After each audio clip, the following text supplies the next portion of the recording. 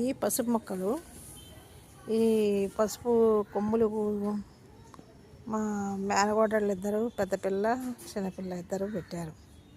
ఎంత ఎంత ఏపుగా వచ్చినాయో, చాలా బలంగా వస్తున్నాయి. ఈ మూల నుంచి ఆ మూల దాకా పెట్టారు.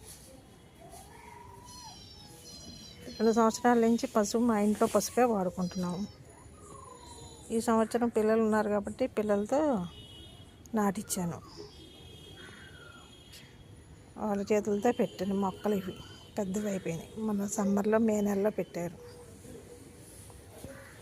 ఈ ఎల్లో గులాబీ, ఇది కొంచెం పురుగు పట్టేటప్పటికి, తేనె పట్టేటప్పటికి చామంతి చెట్లకి బూడి చల్లాను. బూడి చల్లితే బాగుంటుంది.